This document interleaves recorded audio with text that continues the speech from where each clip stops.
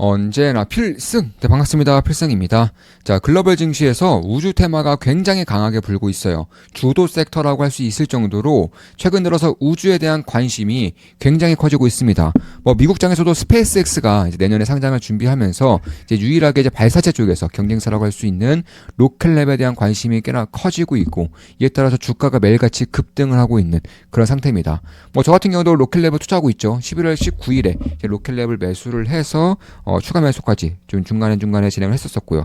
그래서 현재로서는 약 40% 이상 수익을 내고 있습니다. 네, 11월 19일 날 이렇게 로켓랩을 매수했다고 말씀드렸죠. 11월 19일이면은 아마 이때쯤이었을 거예요. 네, 이때 이제 처음으로 매수를 해서요. 그리고 나서 한 번 더 12월 9일에 이제 평소 매수 비중의 3분의 1만큼 추가 매수하였습니다. 이렇게 좀 말씀드렸고요. 12월 9일이면 한 이때쯤이었을 것 같습니다. 네, 이때쯤 이제 추가 매수도 좀 하면서 비중을 꽤나 키웠고, 현재로서는 약 40% 이상의 수익을 내고 있는 그런 상태입니다. 그런 과정에서 특히나 이제 스페이스X가 이제 2026년 상장을 하면서 시가총액이 작년까지만 해도 500조 정도였다가 최근에는 2000조까지 얘기가 나오고 있어요. 네, 스페이스X가 2000조라는 것은 결국 우주 섹터 전체적으로 이런 밸류에이션을 크게 키우는 역할을 하고 있는 것이고, 그에 따라서 현재로서는 로켓랩의 대장주로서 역할을 하고 있다. 저 역시나 약 40%의 수익을 내고 있다라는 좀 말씀을 드리고 있고요. 한 달에 42,000원이면 제 매수 내역을 이렇게 좀 실시간으로 좀 보실 수가 있어요. 이렇게 실시간으로 확인할 수가 있습니다. 그 외에 GGLL, 센트러스 에너지 같이 매수를 했었는데 현재로서는 세 종목 다 오르고 있고요. 그중에 선텔스 에너지는 현재 매도를 해서 다른 종목을 이제 종목 교체를 한 상태이고, GGLL은 구글의 두 배 레버리지 ETF입니다. 다시 돌아와서 그럼 제가 왜 아마존을 분석해 드리는데 우주 섹터를 좀 말씀을 드리고 있느냐? 그 이유는 아마존이 스타링크의 유일한 대항마가 될 수 있기 때문에 그런 거예요. 전 세계에서 가장 거대한 위성 통신망을 가지고 있는 스타링크와 이제 대적할 수 있는 기업은 아마존밖에 없습니다. 근데 정말로 아마존밖에 없어요. 그 정도로 이제 아마존이 이제 이쪽에 대해서는 우주 섹터가 크면 클수록 아마존 또한 전 세계 2위 사업자로서 역할을 강하게 할 수밖에 없다는 것이고, 특히나 이제 카이버 프로젝트 카이버 프로젝트라고 해서 이제 아마존이 이제 아마존 제프 베조스가 이제 회사를 좀 나오면서 개인 지분을 살려서 이제 아마존 발사체, 유성통신 발사체를 하고 있고, 이 카이퍼 프로젝트와 이제 협력을 해가지고 이제 아마존 유성통신 사업을 아마존 레오라고 해서 대규모 국가급의 유성통신 사업을 현재 준비를 하고 있다. 스타링크와 유일하게 경쟁사가 될 수 있는 기업으로서 아마존밖에는 없다. 좀 이렇게 말씀드릴 수가 있겠습니다.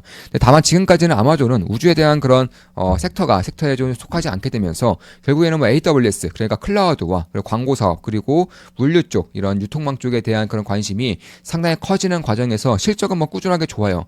이번 3분기 같은 경우도 10% 이상의 매출 성장과 20% 이상의 그런 클라우드에 대한 고마진 광고 사업이 있었던 것이고, 그 외에도 이제 클라우드 인프라까지도 역시나 선도하고 있죠. 전 세계 1등, 압도적인 1등 기업입니다. 이제 아마존의 그 리테일 사본뿐만 아니라 그 광고뿐만 아니라 AWS라고 해서 전 세계 클라우드의 압도적인 1등 기업이에요. 참고로 마이크로소프트에 있죠. 그리고 이제 구글의 구글 클라우드 이렇게도 있지만, 결국 구글을 쓰든 혹은 마이크로소프트 걸 쓰든 결국 그 기저에는 아마존이 반드시 들어갑니다. 아마존의 AWS를 먼저 깔고 그 이후에 구글을 쓰든 마이크로소프트를 쓰든 이런 방식이라는 거예요. 자, 그러니까 지금까지 아마존의 성장성이 이렇게 올라가고 있는 과정에서 마이크로소프트라던가 구글 이런 쪽이 이렇게 성장성이 커지기 때문에 아마존이 마이크로소프트와 구글에게 밀리는 게 아니냐, 이런 식으로 얘기가 나오고 있지만 그게 아니라는 거예요. 일단 첫 번째로 아마존의 AWS를 먼저 깔고 나서 하는 게 이제 마이크로소프트 애저라던가 혹은 구글 클라우드라는 것입니다. 따라서 현재로서는 이제 인프라망이 깔려 있는 것만 보더라도 저는 아마존 AWS가 앞으로 오랜 기간 클라우드 쪽에서는 압도적인 그런 능력을 펼칠 수밖에 없다라고 보고 있는 것이고, 특히 이번에 로봇이 도입이 되면서, 특히 휴머노이드 로봇이라던가 물류 쪽에 로봇이 도입이 되면서 가장 크게 수혜를 볼 수 있는 기업은 당연히 아마존이죠. 아마존이 전 세계에서 가장 많은 이제 인구를 이제 채용을 하고 있는 그런 기업이다 보니까 휴머노이드 로봇으로 이쪽에 대한 생산자가 어느 정도 대처만 되더라도 생산성이 기하급수적으로 올라갈 수밖에 없는 환경이 만들어진다는 것입니다. 그래서 선점 효과를 통해서 아마존 AWS를 가지고 있고 전 세계에서 글로벌 인프라망을 가지고 있기 때문에 사실 AI, 머신러닝, IoT, 블록체인 이런 쪽으로 갈 때에는 필수적으로 써야 되는 게 클라우드라는 것이고, 그 클라우드 1등 사업자가 아마존이라는 것이고, 특히나 그 아마존이 대규모 위성통신망을 내년부터는 본격화시킬 거예요. 내년에 1,000 1000대 이상의 유성을 띄울 것입니다. 그런 것들을 감안했을 때 스페이스X와 스타링크의 유일한 대항마가 될 수 있는 글로벌 기업이 아마존밖에 없는 것이고, 이 아마존이 위성통신을 통해서 결국 이 위성통신과 그리고 아마존의 그런 클라우드를 도입을 할 것이라는 저는 생각을 하고 있어요.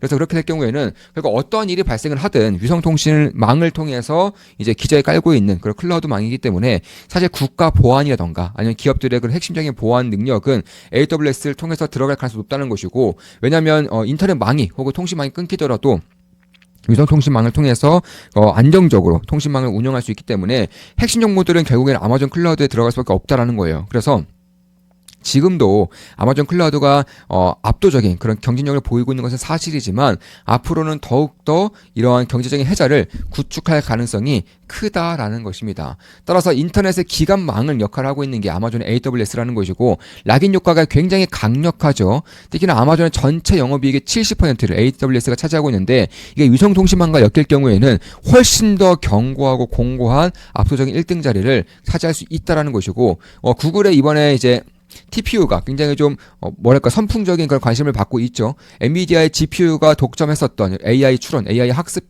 반도체 칩에서 구글의 TPU가 시장에 대한 그런 균열을 좀 일으키고 있는 것이고, 그 외에도 아마존의 이제 트레님이라고 해서 아마존의 자체 칩이에요. 아마존의 자체 AI 칩도 구글 TPU, 아마존의 자체 AI 칩, 그리고 엔비디아 GPU 이렇게 세 개 정도가 현재로서는 글로벌에서 가장 뛰어나다고 알려지고 있는 것이고, 따라서 아마존도 구글 못지않은 그런 반도체 칩에 대한 설계 능력을 가지고 있기 때문에 아직까지는 이쪽에 대한 관심이 딱히 없는 것 같아요. 다만 제가 봤을 땐 이쪽도 충분히 관심을 가져야 한다. 특히 아마존은 전 세계에서 압도적으로 많은 R&D 비용을 쓰고 있습니다. 근데 이 R&D 비용이 비용으로 처리가 되기 때문에 사실 밸류에이션만 본다면, 그러니까 PR만 본다면 아마존이 고평가인 것처럼 보일 수도 있겠지만, 이 R&D에 들어갔던 비용이 이제는 서서히 생산성을 증가시킬 수 있는 요소들이 마련되고 있다는 점에서 AI라던가 휴머노id 로봇이라던가 혹은 우주, 위성통신 사업 이런 쪽에 대해서는 R&D가 비용으로만 쓰였다가 생산성을 유지시키거나 혹은 더 올릴 수 있는 환경이 만들어짐에 따라서 저는 R&D 비용을 좀 빼야 된다고 보고 있는 거예요. 다른 이제 예를 들어 다른 이제 유유 자산을 투자한다거나 혹은 이제 기간 투자를 하는 대부분의 이제 유형 자산을 투자하는 기업들은 이 비용이 자산 처리가 되면서 실적에 악영향을 미치는 경우가 별로 없는데, 이 무형 자산 R&D 같은 경우는 전부 다 비용을 들어가기 때문에 영업이익과 단계순을 깎는 요인이 된다는 겁니다. 근데 이런 것들을 어느 정도를 상쇄를 시키고 나가서 보면 아마존이 역대 최저 밸류를 받고 있는 거예요.